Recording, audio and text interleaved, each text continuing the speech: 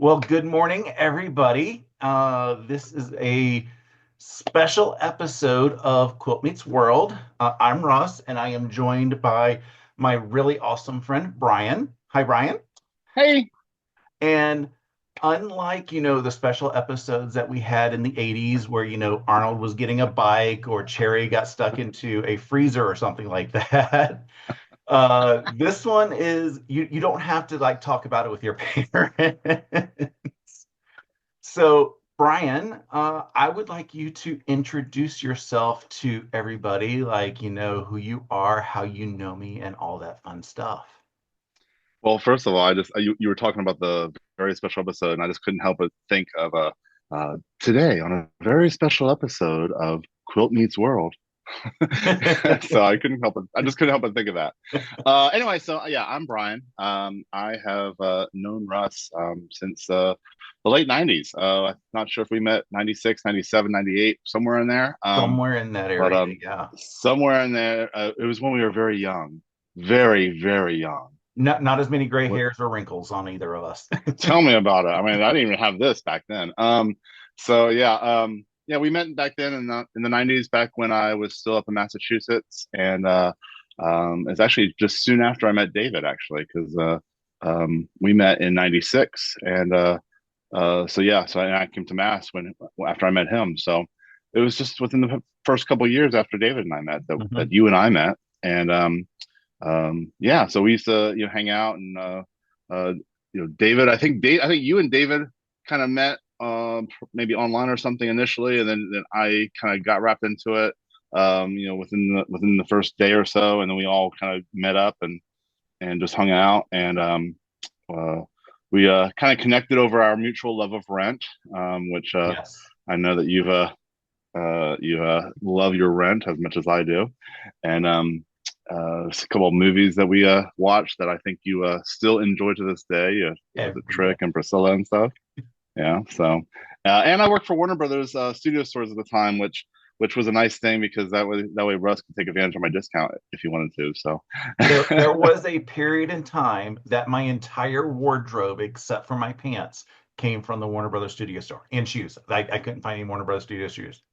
And you still got some of the I old. actually I still have some stuff. I pulled this bad boy out of the closet, thinking, why not? Let's go ahead and just flash back to the '90s with some Warner Brothers Studio Store stuff. So, I don't think I um, have any of the clothing left, but I do have like some of the memorabilia stuff. Like I have the Taz the desk thing where you it had the triangle of sayings and stuff like you had on your desk.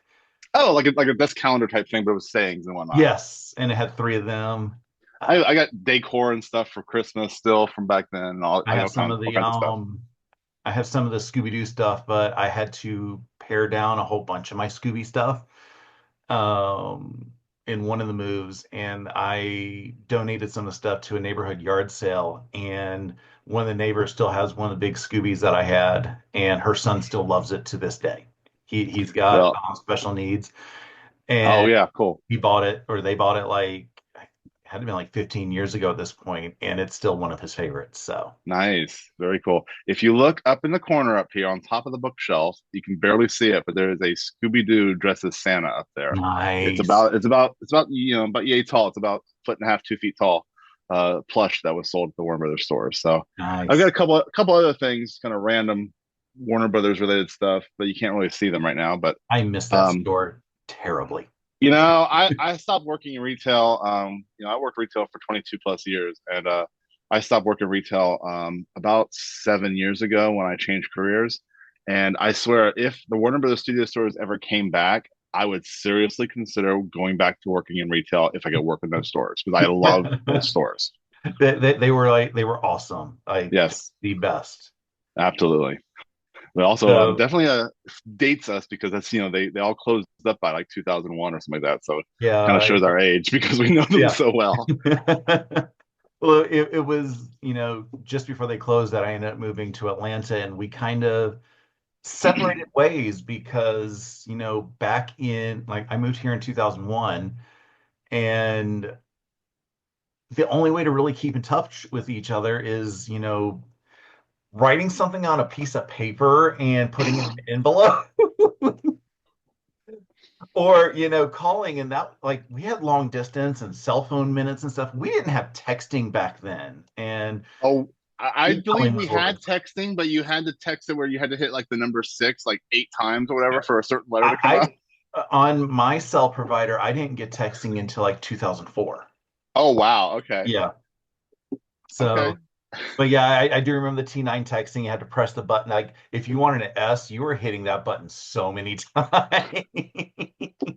And God forbid if you went past it, if you accidentally I know. overshot it, you had to go through it again. Oh, Yeah, kids these days, they don't know how difficult it was. right. But how did we manage to get back together? Tell us that story. I'm not even sure if I've actually told you the full story. So this might be a little bit of a surprise to you. Before you But get I there, was I will say that there have been many times that I have tried to hunt you down, but because your Facebook page is locked down too far, I was never able to be certain that that was you. Well, there's a reason for that because I work in a community service type field where I deal with a lot of people with mental health issues, and so Yeah. for privacy reasons, I've heard Yep. horror stories of people not having their social media private. So for privacy reasons, that's why. I understand. um, but yeah, so yeah, okay. So the story goes, I've spent on and offline for throughout the years, chatting and whatnot. And fairly recently, I don't know, year or so ago, I was chatting on a site, and this guy popped up who was based out of Texas.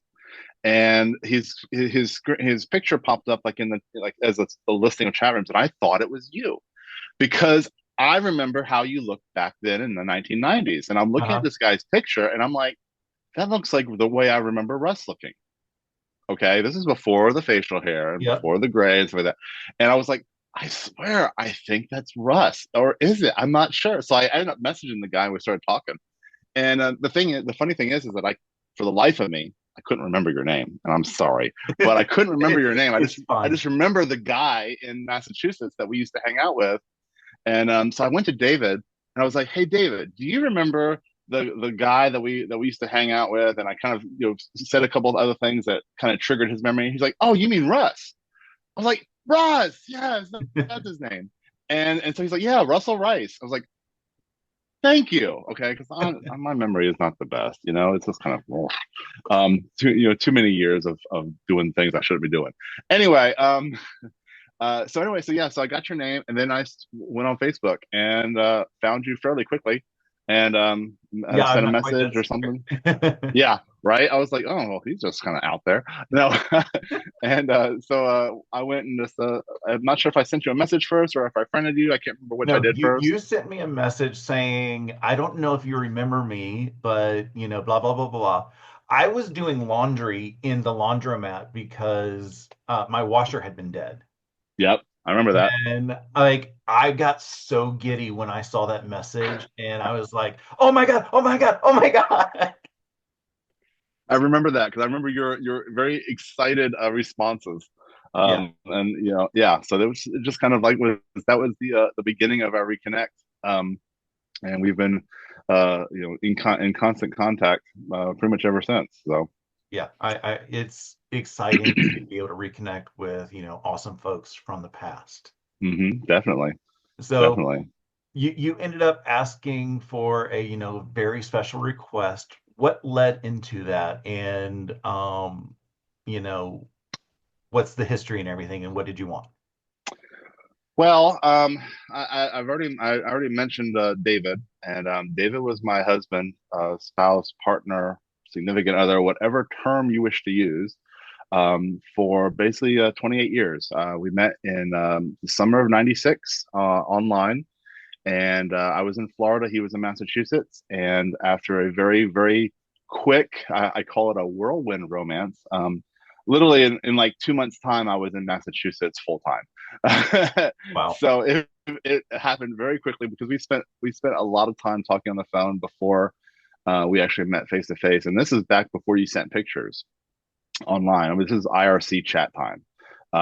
If for those of you who have been around the internet for a long time, and we didn't send pictures back and forth, so it was basically chatting online, and it moved to phone No easy calls. way And to get pictures even on a computer back then. yeah, this is like I said, '96. This is a long time ago.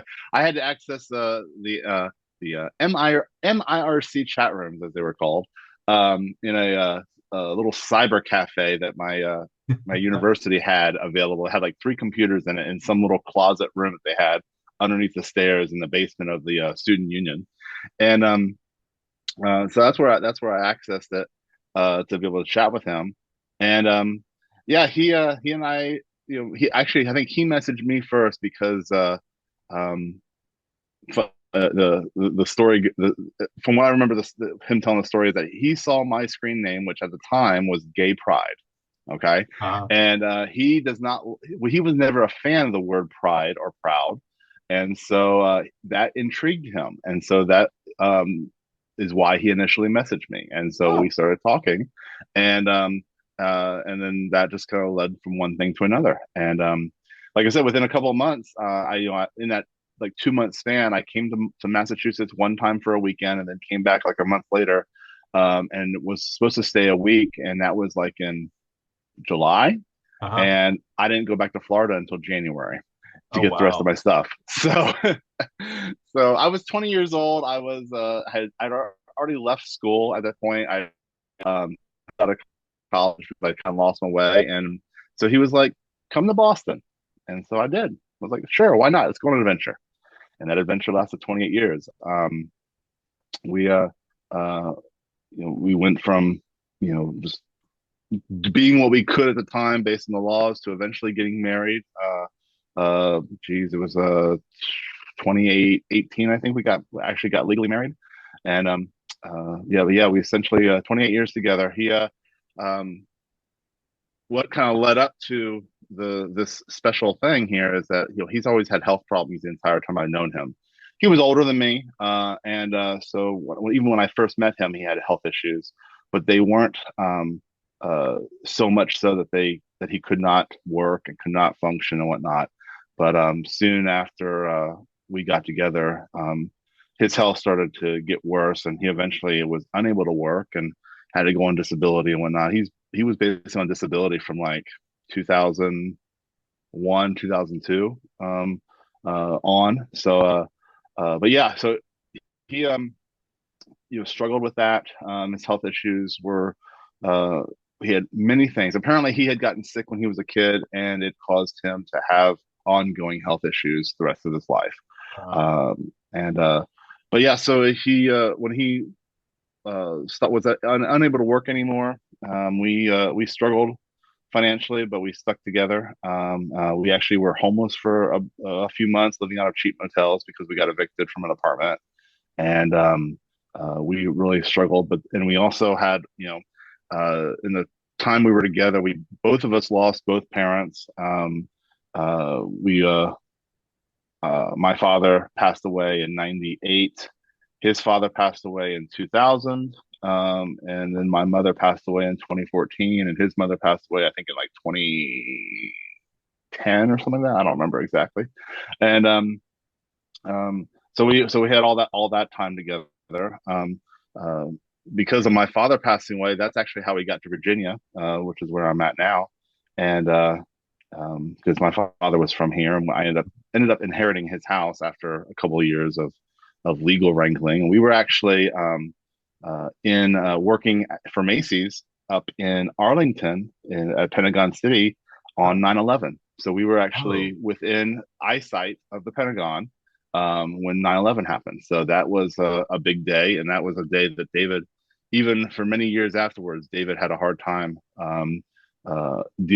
talking about or watching footage from that day because of the impact that it had on him. And uh, so yeah, so we experienced had a fun experience with that day, uh, yeah. and so we eventually made our way to where the house was in Clifton Forge. I changed jobs, being closer to home, and uh, because I had to drop out of school because of David's health and whatnot, because I had to be able to work back when he lived in Massachusetts. he was really a cheerleader, if you will, a very big motivator for me to return to school. So with his help, which was a lot of help because he took care of all the logistics of me being able to return to school. And I ended up going back to school, getting my bachelor's degree, or finishing my bachelor's, I should say, Nice. and then a year later, going back and getting my master's degree. And Awesome. and it was it was because primarily because of him, because he took care of all my scheduling, he took care of all the financial aid stuff, he took care of books, he took care of all that. I literally just had to attend the class and do the Oh, work. He literally each semester would be like, "Here's your book. This is the class you're taking. Here's your syllabus. There you go." And I was like, "Okay." So that's kind of how it went for my schooling. But I ended up getting my bachelor's degree in psychology, focusing on substance abuse and treatment, and my master's degree in addiction counseling. So that is the field that I ended up moving into in 2018 when I was working on my master's, um, and left retail. Like I said, I was in retail for a very long time, and but yeah, so David had health issues the whole time, and about was it February of 2021, after about a year of constant issues with pain that no one seemed to be able to figure out why he was in so much pain. He found out that he had prostate cancer that by this time had metastasized into his bones. And that was the primary cause of his pain, was because he was having pain in like his shoulder and pain like in his back and pain in his like hip and stuff like that. And he would describe it as being this pain that was in the bone. It was so deep, and nobody could figure it out. So they ended up sending him to an orthopedic place locally because the emergency room couldn't figure it out. Emergency room actually probably thought that he was pill seeking, to be honest, because they didn't really hmm. seem to care all that much. But that's a whole nother story. And so he ended up getting a appointment with a orthopedic place here. They did some x-rays and they initially thought that he had some sort of a like necrosis of the bone or something like that, like the bone was dying. And then apparently they had a second opinion, and the doctor who looked at it for the second opinion was like, "Nope, that is cancer, and it is in the bone." And then after some more tests, they figured out that it was prostate cancer initially that had metastasized, making it stage 4. And uh, he was not eligible for chemo because of all his ongoing health issues that he had his whole life. They basically said that if we did chemo on you, you would die within weeks. And so David chose to do other therapies that were like hormone replacement therapy. Basically, took medication that prevented his body from producing testosterone, and basically shut down the prostate. And he had about 2 good years with that treatment, where his numbers were looking really good and whatnot. And he was, for the most part, doing well for David, because, like I said, he had other issues. And then his numbers started to creep back up. And we knew that once the numbers started to creep back up, that was an indication that the treatment was no longer working. And so, after some thought and some discussions and whatnot, he decided to stop treatment and he entered hospice. I actually looked it up uh, this morning, and it was on June 6th of 2023 is when he entered hospice. It was his hospice admission day. And he decided on home hospice care. And I was his primary caretaker. And I was also working full time at the same time and taking care of him, and had some help from his sister, who I will always be very grateful for. Um, she came and helped, spent several months with us, helping take care of him so I could work full time. And then, towards the end, she had to return home. And so it became a juggling act to take care of him. But eventually eventually became bedridden. He couldn't get up out of bed.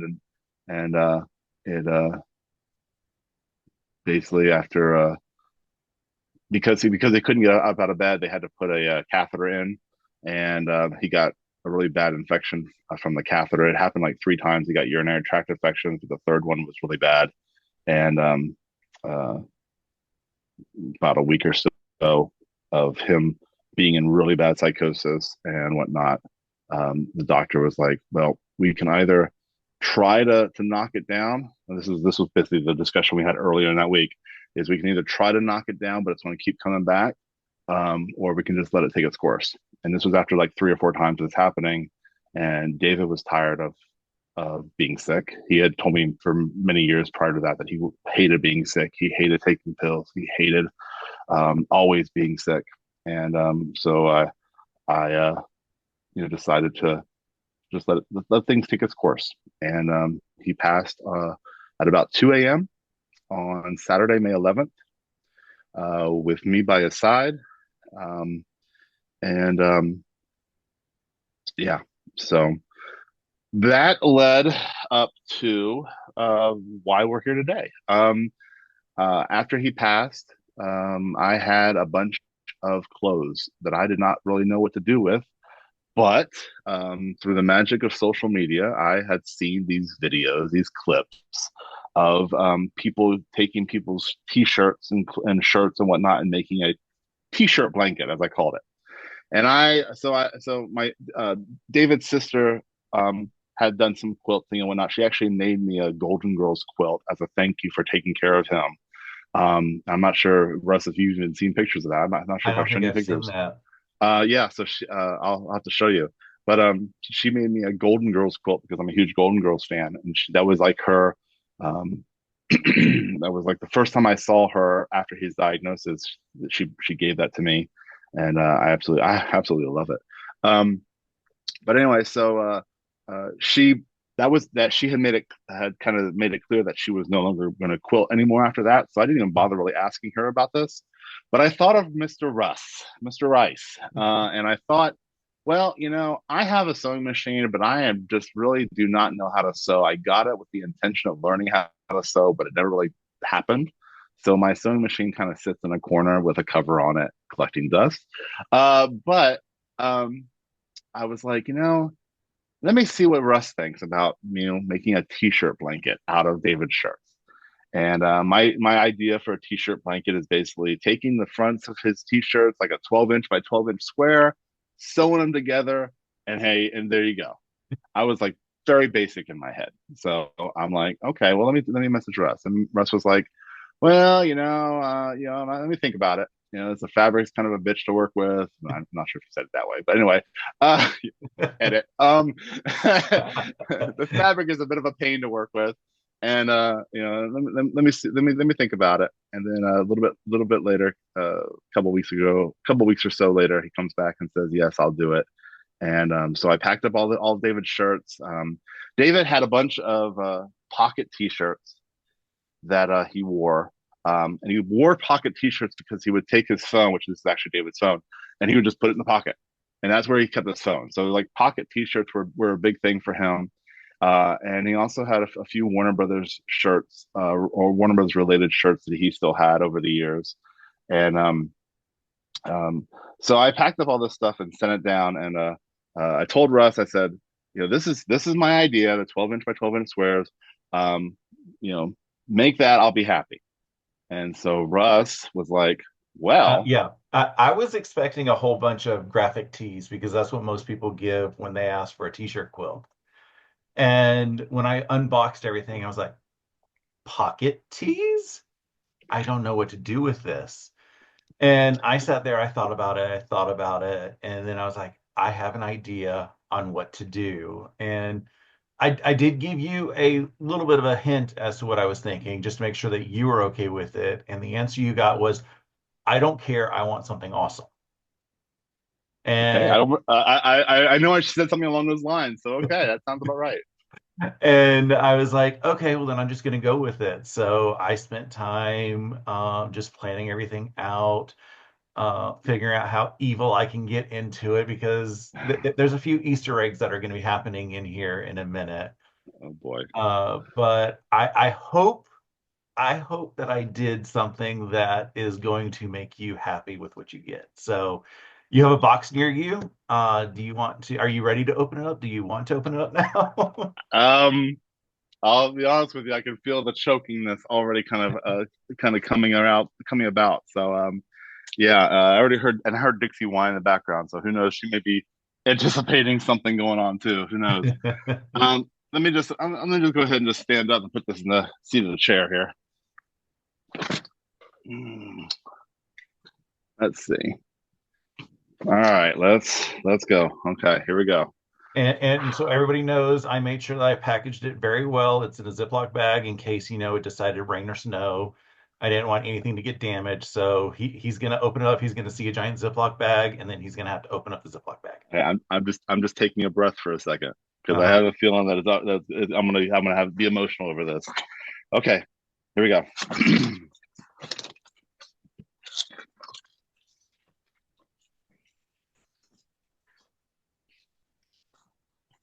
Oh, you used one of the travel bags. I see what you use Yeah, a now. giant Okay. Ziploc bag.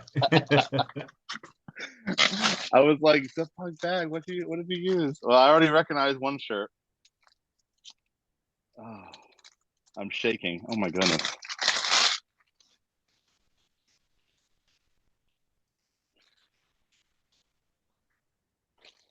Yeah, I'm literally shaking.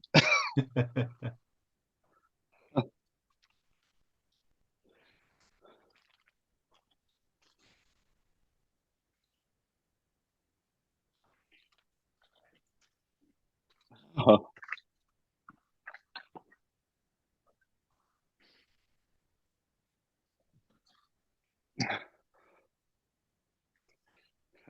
yeah, I see the pockets. Oh, uh,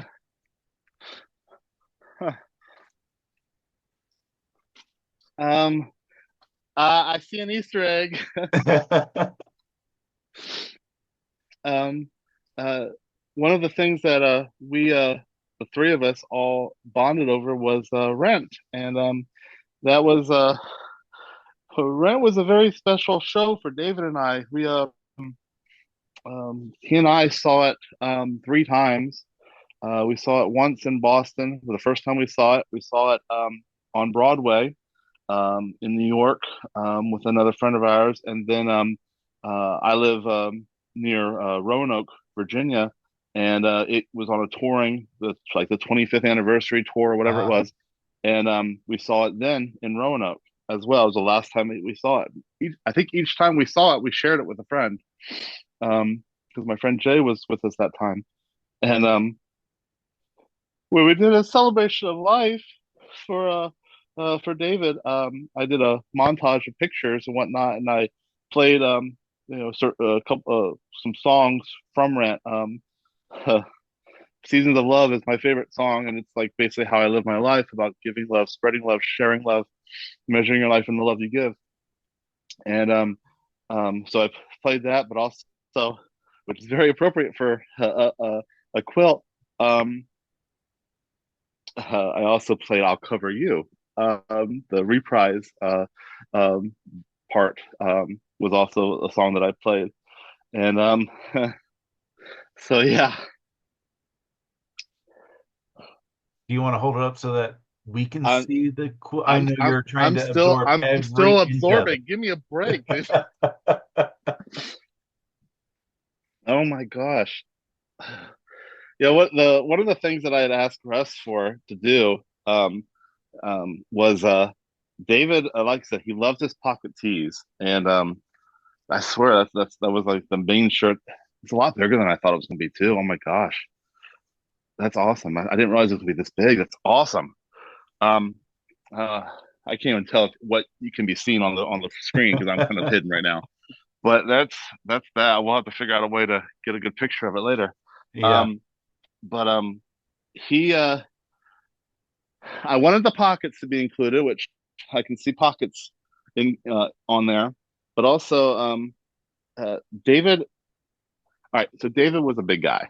Okay, so you have to understand that he's a big guy, and those of us that are bigger, sometimes when we're enjoying good food, um, it has a tendency to make its presence known on our shirts that we're wearing at the time.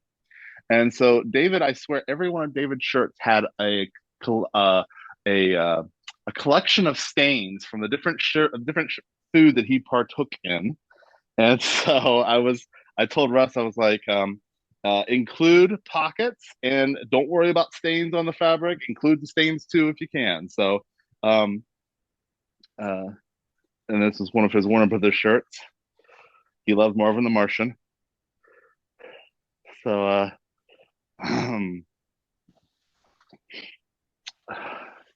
there's a couple other things here to point out that I'm noticing. The Bugs Bunny and Taz. These were his polos from his Yeah. when he because And he actually Taz was worked. being Taz when I had to cut him out. So um, yeah, David when he couldn't work his regular job, his career was as a systems engineer, focusing on in the communications industry and the financial industry. Running computer rooms and stuff for those industries, and he couldn't do that work anymore because it was too strenuous for him. And so he started working with me, um, um, with in Warner Brothers with me, and so he had a couple of shirts, and I had gotten rid of my shirts years ago, at some point, but David kept his. For he loved to keep things. I swear the man was a borderline hoarder. I swear to God, you should have seen all the stuff that I had to go through when I ended up packing up stuff to move. Um, but yeah, shirts from Warner Brothers, his polos, and I still have one that I kept, the best one. It's the one, believe it or not, there's one with no stains on it. That was the one that I kept, and I actually wear that to work every now and then. I call it whenever I wear one of those shirts, I'd say that I'm wearing vintage Warner Brothers. So, um, but um, but yeah, Russ, this is fantastic. This is so much more than I expected to be. And thank you very much. I'm kind of surprised you didn't you've missed the other Easter egg. Okay, I'm looking. I'm looking. I'm seeing if I can find another Easter egg. I'm not sure what I'm looking for here, but if I find it, I will tell you. Oh, shyster.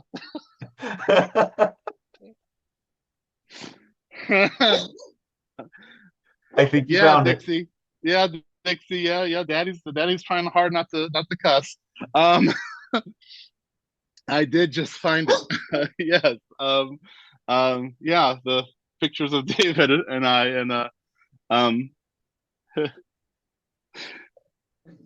you know, his um, his online obituary. They asked me to include a picture with it, and I included that particular picture.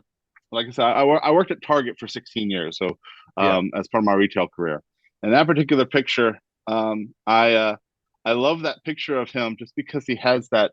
I call it his mischievous smile or his mischievous grin, and he's also wearing one of the pocket tees in this picture too, so it's kind of funny. Um, but that was the picture that because he loved fun things like that, like the Yeah. Target dog. He loved that sort of thing. He loved the Warner Brothers stuff that we had. I mean, he one of his favorite things that he ever owned from Warner Brothers. Unfortunately, we had to sell it, after a few years because we were in desperate need of funds. But he had animation cell of Animaniacs, and Oh, he had one specifically of Dot, laying on like a pillow or something, and he loved that cell. And he talked about years later about how he would love to be able to find that cell, or a cell close to it from that scene, so that he could get it again and yeah. have it because he loved it so much. And he just loved fun things like that. He would keep little trinkets and little gifts that he would get from people in his life.